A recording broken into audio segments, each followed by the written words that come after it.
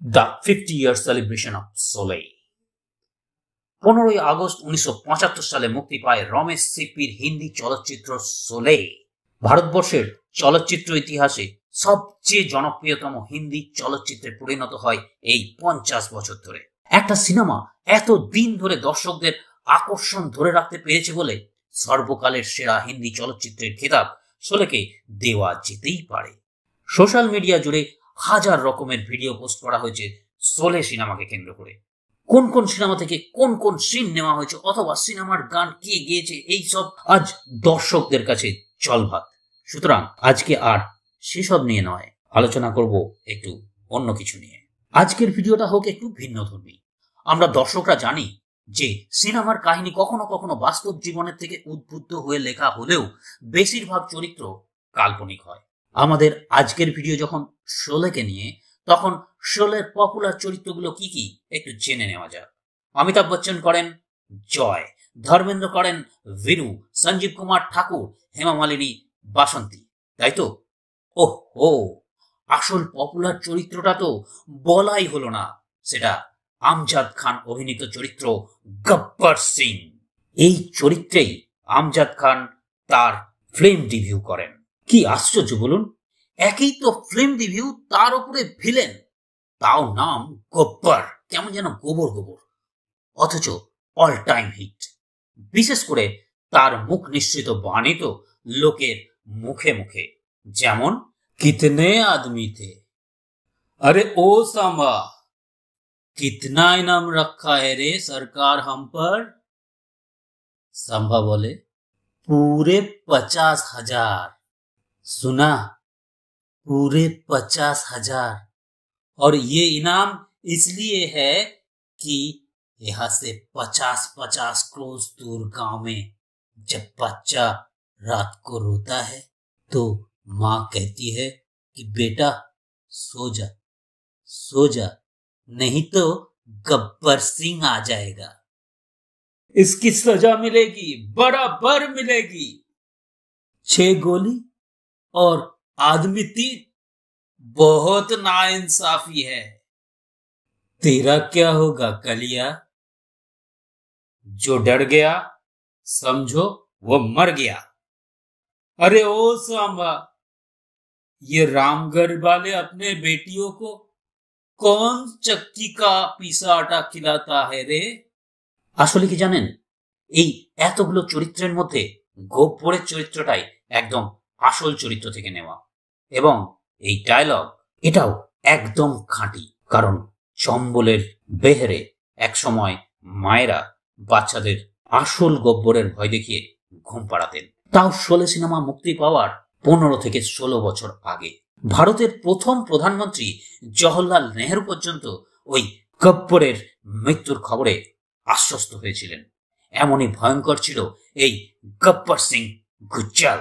খুব সূক্ষ্মভাবে যদি বিচার করি তবে দেখা যাবে গব্বর সিং এর ক্রূরতা এবং তাকে ধরার জন্য পুলিশের তৎপরতা নিয়ে প্রায় 3.5 ঘন্টা টান টান উত্তেজনা শোলে সিনেমার প্রধান আকর্ষণ ছিল। এই গব্বর এলো কোথা থেকে? আমরা জানি যে শোলে কাহিনীর রচনা এবং স্ক্রিপ্ট লিখেছেন বিখ্যাত জুটি সেলিম আব্দুল রশিদ খান ও জাভেদ আখতার। এই সেলিম খান হিন্দি সিনেমার বিখ্যাত সলমন খানের বাবা। আর সেলিম খানের বাবা কে ছিলেন জানেন? ইন্দোরের DIG Abdul Rashid Khan. DIG Abdul Rashid Khan IG K F রুস্তমের থেকে গব্বরের ভয়ঙ্কর সব কাহিনী শুনে সেই সময়ে যুবক সেলিম খানকে বলতেন। সুতরাং মধ্যপ্রদেশের চম্বল উপত্যকার ভিন্ড জেলার ডাং গ্রামের গব্বর সিং গুজ্জাল সেলিম খানের হাত ধরে এবং আমজাদ খানের অসাধারণ অভিনয়ের গুণে রূপালী পর্দায় অমর হয়ে উঠলেন, এবং 50 বছর পরেও একই রকম পপুলার রয়ে গেছে। আমরা শোলের গব্বরকে তো সবাই চিনি, রিয়েল লাইফ গব্বরের ইতিহাস সংক্ষেপে জেনে নিই। 1926 সালে চম্বলের ভিন্ড জেলার এক অখ্যাত গ্রাম ডাঙের এক দরিদ্র পরিবারে জন্মগ্রহণ করলেও শারীরিক দিক থেকে বেশ শক্তিশালী হওয়ার গ্রামের লোকেরা গবরা জওয়ান বলতেন। সেখান থেকেই বিভিন্ন ঘটনার মধ্যে দিয়ে গ্রামের গবরা হয়ে ওঠেন কুখ্যাত গব্বর সিং গুজ্জাল। গ্রামের এক জমির বিবাদের ফলে একজনকে হত্যা করে পুলিশ এবং শাস্তির থেকে বাঁচতে 1955 সালের কোনো এক সময় কুখ্যাত ডাকাত কল্যাণ সিং এর গ্যাং জয়েন করেন। পরের বছর কল্যাণ সিং এর থেকে বিচ্ছিন্ন হয়ে নিজের ডাকাত দল গঠন করে। অত্যন্ত ক্রূরতার জন্য কিছুদিনের মধ্যেই চম্বল অঞ্চলে কুখ্যাত হয়ে ওঠে গব্বর। গ্রামবাসীদের থেকে খাদ্যদ্রব্য আদায় করতে শুরু করে। একদম সোলের গব্বরের মতোই ওই অঞ্চলের ত্রাস হয়ে ওঠে। চম্বল অঞ্চলে জঙ্গলের মধ্যে এক বিখ্যাত শীতলা ঠাকুরের মন্দির আছে। সাধারণত ওই অঞ্চলের সকল ডাকাত সেই দেবীকে খুব মেনে চলেন। সেই মন্দিরে এক সাধুর আগমন হয়। সেই সাধুর কাছে একদিন হাজির হয় চম্বলের ত্রাস গব্বর সিং গুজ্জাল। তাকে ভাগ্য গণনা করে দেখতে অনুরোধ করেন। ওই অঞ্চলের লোকেদের মতে সেই সাধু বলেন, 116 জনের নাক কেটে শীতলা মাতার পায়ে অর্পণ করলে মৃত্যু গব্বরকে ছুঁতে পারবে না। এরপর থেকে গব্বর সিং গুজ্জাল তার শিকারদের নাক কেটে শীতলা মাতার পায়ে অর্পণ করতে শুরু করেন। শোনা যায় ওই অঞ্চলের পুলিশ কর্মীদের নাক পর্যন্ত বাদ যায়নি। সেই থেকে নাক কাটুয়া ডাকু নামে গব্বর সিং পরিচিত হতে থাকে। বিশেষ করে কোনো ব্যক্তি যদি পুলিশের হয়ে গুপ্তচরের কাজ করত, তাহলে গব্বর সিং এর রাগ সেই ব্যক্তিকে মেরে ফেলে তার পরিবারের সকল পুরুষের নাক কেটে নিয়ে যেত। এতে আশেপাশের সমস্ত গ্রামের লোক ভয়ে পুলিশের সংস্পর্শ এড়িয়ে চলতে শুরু করে। এই ব্যবস্থাতে গব্বরের কোনো রকম খবর পুলিশের কাছে আসা বন্ধ হয়ে যায়। একদিন এক পুলিশ অফিসার ওই অঞ্চলের এক বাচ্চার কাছে গব্বরের অবস্থান সম্পর্কে প্রশ্ন করাতে সে ওই পুলিশ অফিসারকে গব্বরের গতিবিধির খবর দিয়ে দেয়। এতে গব্বর রাগে অন্ধ হয়ে সেই গ্রামে আক্রমণ করে প্রায় 22 জন নিরপরাধ শিশুকে গুলি করে হত্যা করে। এই হত্যার খবর চারিদিকে ছড়িয়ে পড়তেই এক আতঙ্কের আবহাওয়া তৈরি হয়। তখন থেকেই মায়েরা দুষ্টু ছেলেদের ঘুম পাড়ানোর সময় বলতে থাকেন, সোজা নেই তো গব্বর আ জায়গা। কিন্তু এই খবর দিল্লিতে পৌঁছলে তৎকালীন প্রধানমন্ত্রী জওহরলাল নেহরু মধ্যপ্রদেশের মুখ্যমন্ত্রী কৈলাস নাথ কাটজুকে ডেকে গব্বরের বিরুদ্ধে ইমিডিয়েট অ্যাকশন নিতে বলেন।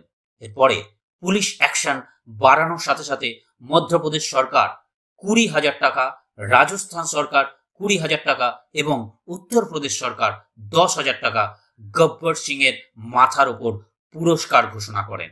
অর্থাৎ সব মিলিয়ে মোট 50,000 টাকা। এখানে সোলের সেই বিখ্যাত ডায়লগ, সরকার হাম পর কিতনা ইনাম রাখা है রে? উত্তর আসে, পুরা 50,000 সরকার। মুখ্যমন্ত্রী কৈলাসনাথ কাটজু ডিএসপি আরপি মোদীকে এই কাজের দায়িত্ব দেন এবং সেখানে মুখ্যমন্ত্রীর মুখে সেই বিখ্যাত ডায়লগের কাছাকাছি একটা ডায়লগ শোনা যায়, মুঝে গব্বর চাহিয়ে জিন্দা ইয়া মুর্দা, যা শোলে সিনেমাতে সঞ্জীব কুমারের মুখে আমরা শুনতে পাই। ডিএসপি আরপি মোদী এই অপারেশনের দায়িত্ব দেন আইজি কে এফ রুস্তমকে, যিনি ছিলেন সলমান খানের ঠাকুরদা ডিআইজি আব্দুল রশিদ খানের কলিগ। দেখতে দেখতে গব্বর সিং এর সার্চিং অপারেশনের বয়স প্রায় 1 বছরের কাছাকাছি হয়ে গেলেও তেমন কোনো সাফল্য না আসায় ডিএসপি আরপি মোদী গ্রামের কাছে এক ক্ষেতে তার নিজের তাঁবু ফেলে গব্বরের গতিবিধির খোঁজ খবর নিচ্ছিলেন। এমন সময় একদিন রাতে পাশের গ্রামে আগুন লাগার ঘটনা ঘটে। ডিএসপি আরপি মোদী একটি শিশুকে তাদের জ্বলন্ত ঝুপড়ি থেকে নিজের জীবন বাজি রেখে ঝাঁপিয়ে পড়ে উদ্ধার করেন। এই ঘটনার ফলস্বরূপ সেই গ্রামবাসীদের মধ্যে একজন গব্বর সিং গুজ্জালের বর্তমান অবস্থানের তথ্য সরবরাহ করে দেন। সেই খবরের ফলে 13ই নভেম্বর 1959 ভোরে 300 সশস্ত্র পুলিশ নিয়ে গব্বরের অস্থায়ী তাঁবু ঘিরে ফেলেন ডিএসপি। সেই অ্যাকশনে গুলির সাথে হ্যান্ড গ্রেনেড ব্যবহার করা হয়। একটা হ্যান্ড গ্রেনেড গব্বর সিং এর কাছে ফাটার ফলে তার থুতনির কিছুটা অংশ ফেটে চৌচির হয়ে যায়। এইভাবে মারা পড়ে রিয়েল লাইফের গব্বর সিং গুজ্জল। এই ঘটনা কিন্তু শোলেতে একটু অন্যরকম ভাবে প্রস্তুত করা হয়েছিল। সেখানে কিন্তু ঠাকুর ইচ্ছাকৃতভাবে গব্বরকে পাথরে পোঁতা সুচালো লোহার একটা রডের দিকে জোড়া পায়ের কিকে ঠেলে দেয়, যাতে গব্বর সেই লোহার রডে গেঁথে গিয়ে মৃত্যুবরণ করে। কিন্তু পরবর্তীতে সেই সিন পাল্টে পুলিশের হাতে গব্বরকে গ্রেপ্তার দেখানো হয়। সেই পুরনো না দেখা সিনগুলো নিয়ে অনেক ভিডিও আছে, সেগুলির লিঙ্ক আমি নিচে বর্ণনাতে দিয়ে দেব, আপনারা দেখে নিতে পারেন। তবে আজকের মতো আপনাদের কাছ থেকে বিদায় নিচ্ছি ৭৯তম স্বাধীনতা দিবসের শুভেচ্ছা জানিয়ে। ভিডিওটি ভালো লেগে থাকলে অবশ্যই লাইক ও শেয়ার করবেন এবং সাবস্ক্রাইব করতে ভুলবেন না। সবাই ভালো থাকবেন। নমস্কার।